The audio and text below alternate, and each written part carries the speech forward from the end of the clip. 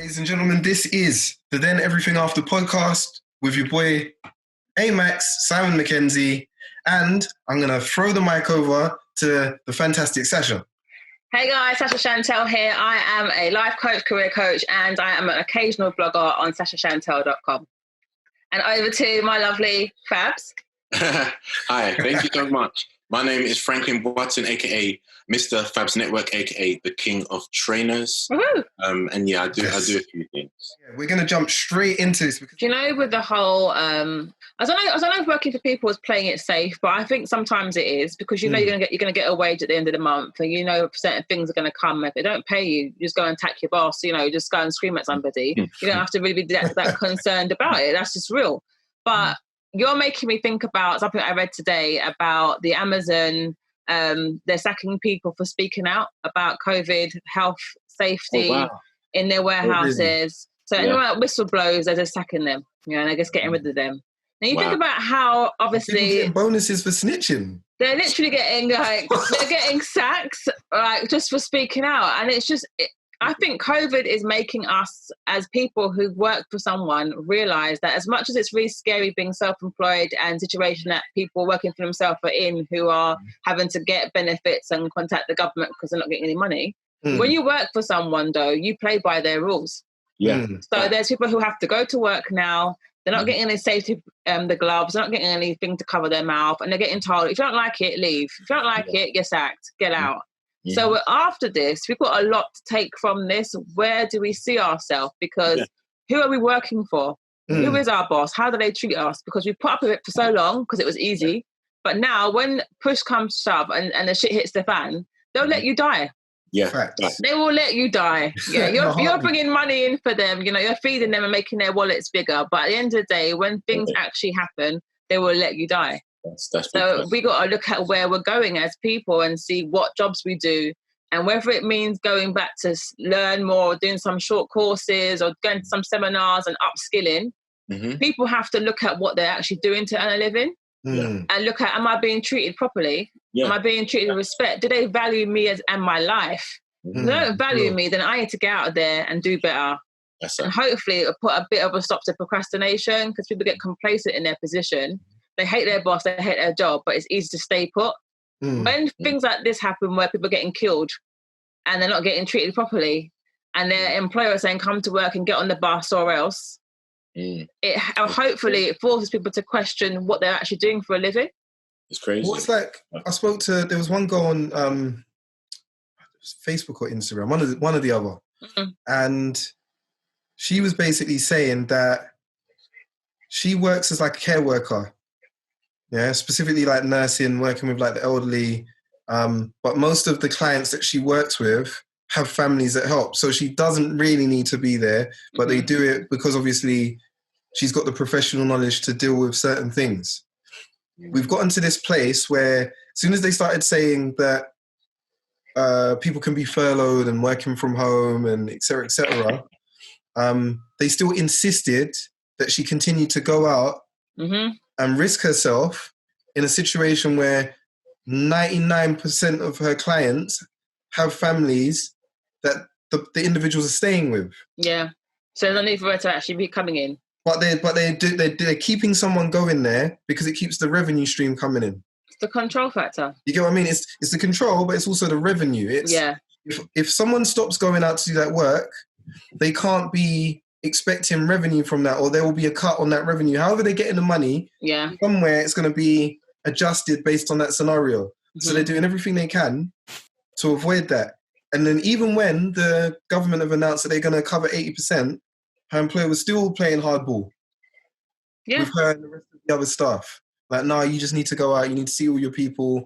We're not going to furlough anybody. We're not going to do X. We're not going to do Y. Like, and I'm like, and that's the company that you want to dedicate your life to. Because but that's the thing. Did she? Or was she complacent and sitting there in that position because it paid and it did what it needed to do each month? Because you get complacent when one paycheck comes, you just one month goes to another. Next thing you know, it's July, then it's December. You've been there 12 months, that's 12 paychecks, And I know, I lived that, so I know that. But the fact of the matter is she there because she chooses to be, or is it comfortable to be there? Because loads of people ain't pushing themselves to look for something better. It's easy for them to just keep doing it until something like this happens. Now you're forced to face your life. You're forced to look at your situation and be like, is this what I've been doing all these years? Because I'm hoping most people not only see it as a point to start jogging or whatever, but have a time to look at your life. Like literally analyze your life, your relationships, your work, your money, everything, and look at, is it working for me as it is? When I get a chance to come out of this, if I do come out safely, what can I do now to make some changes? Because I've been putting up with stupidness for years. And I've been backed in a corner now where I've got to do something about it. Or the next thing will come and it'll be triple worse than this. And where will I be? Because look how they're treating the elderly. Yeah. Look how this country are treating the elderly. It's sad. Like literally, it's like they're deciding whether a ventilator goes to an older person or a younger person. Because they're old, they die. They've paid tax and they've contributed to the society their whole life. And then they get left and left to die. You know what's mad about that? It's disgusting. The madness about that is they were the same people being targeted for votes. It's always... So their vote was valuable, but their life ain't. No. But look at it though. Like let's look at the facts. Their vote was so valuable that they pushed to all those low-key areas where it had a high elderly population. Yeah. To get a foothold. But when the tables are now turned, right, and I need something back, which is standard, which I paid for, I'm now being told I can't. The thing that's been enforced upon me, I need to pay this tax, and I don't get an itemized bill on it, but I will assure you, you're paying for your right to use the NHS, you're paying for the roads to be fixed when there's potholes, you're paying for community police and et cetera, to be around to, handle certain situations in the police, et cetera, et cetera. You're paying for all these things, but when it comes down to it, where is it? Like you've just said, like you've got elderly people, they're in the hospital. Who do I choose, a younger person or an older person? I'm going to choose the younger person. Why am I going to choose the younger person? Because the younger person lives longer and therefore is going to feed the economy for longer because they're going to be paying tax for longer. And that's an assumption. You've had your run. No, and that's the worst thing. I think we have to look at the current situation and really evaluate what's happening here. They're basically saying because you're young, you're going to contribute, when so many young people are sitting their ass doing nothing. That's real. They're not working. They're doing illegal activity. And that's not being horrible, because I've worked with youth, but it's just assuming that all youth need support and all youth are not being supported and need this. It's a lie.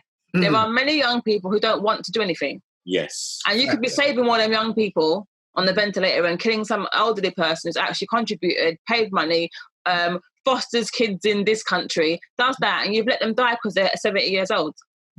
That's a mess. That's an absolute mess. But that's what we're living in right now. People are picking who's going to live and who's going to die. Wow. And that's a scary thing, because it's not only age, it could be a thing of colour. How do we know they're not saving people because they're one race and not another?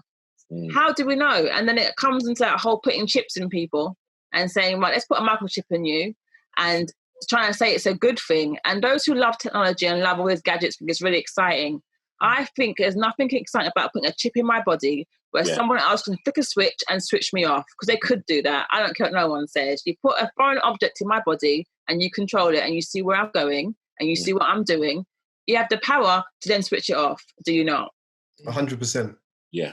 And that's what we're living in right now. You have the capacity to influence what happens to a person. But there's like so many, even that as a topic, there are so many layers to that. Like, because obviously, like, we know, like, there's like people saying, the 5G towers are killing people, it's not corona. Yeah. Or, there are people saying stuff like the politicians engineered coronavirus to population control. Or people are saying things like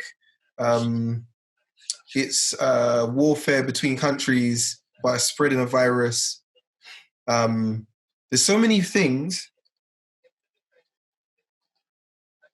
I go back to that mindset of I will just step back and see how it plays out. But I know my stance if it plays out in a way that I'm not happy with.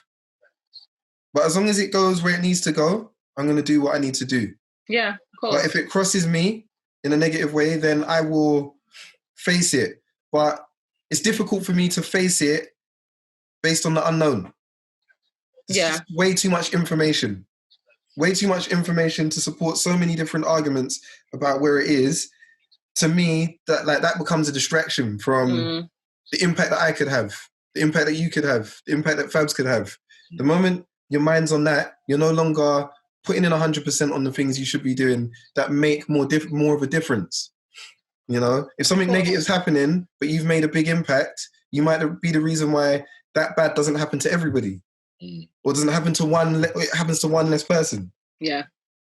So I don't actually think it matters what the cause of it was, whether it is population control, whether it is warfare, whatever. The fact of the matter is, it's here and it's killing people. Yeah. Where it came from is irrelevant at this point, because until it's gone, it's going to continue to kill people. And here, people bickering about what caused it is a big waste of time. Like, why are we going to sit here, the conspiracy theories about 5G and whatever, when at the end of the day, it's still killing people every day. You put on the TV and it's 600 people killed and 600 people have died. And it's like, it's endless death. Regardless of where it actually starts from, what is the point? And why do people do this whole back and forth of where things come from? Yeah. It doesn't actually fix the problem. You know why?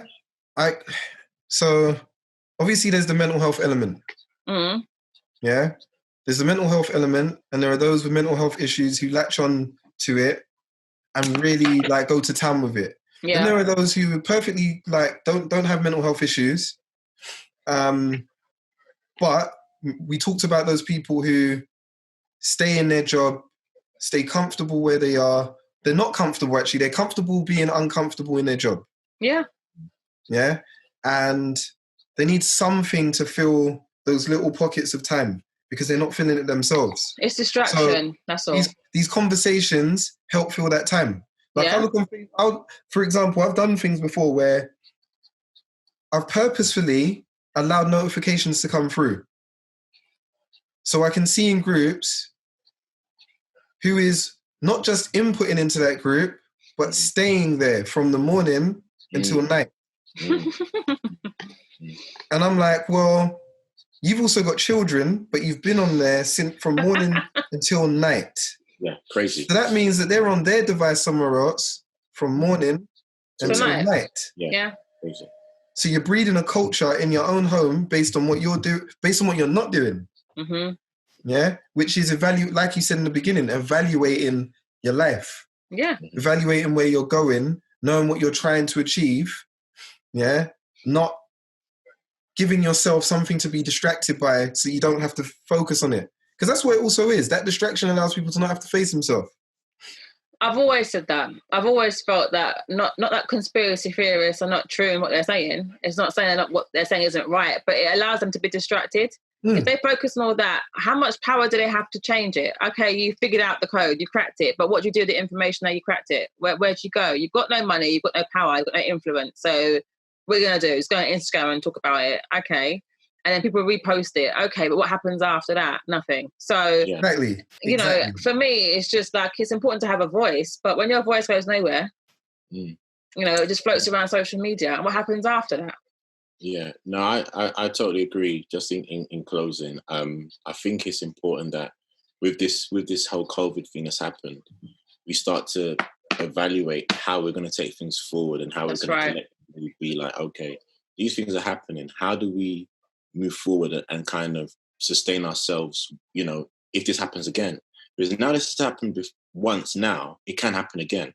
Yes. You get what I mean? I tell people about investing in different things and you know, securing their foundation because, you know, they're saying that we can't go to the shop and spend cash. You know, they're saying we have to use cards. These are all the things that we start to need to look at and be like, okay, moving forward, these things have originated from somewhere. It's happened to us now. It's affected all of our lives. Yeah. How are we going to combat this next time? What are we going to put in place? Not just individually, but as a people. Yeah. You get what I mean? Like even doing this pod to inform people is a way to kind of combat this, you know? So I think that's the types of things we've got to look at going forward and how we can kind of make things work. That's dope. Yeah. 100%. Exactly. Couldn't say it any better, man. All right. Well, it's that time again where we wrap up. It's a pleasure again catching up with the both of you. Yeah. and getting to do this. Because trust me, these days are merging into each other. So this gives me a day, like a focal day in the week. Like, we get to this day, this is what's happening. Cool, I'm in the middle of the week. Because otherwise I'll just work through. Yeah, I'm with that. Yeah. But no, thank you for your time, guys. Thank you. And yeah, let's do this again. Until the next one. Until the next one. This is your boy Max. Sasha Chantel. Franklin, King of Trainers. Peace.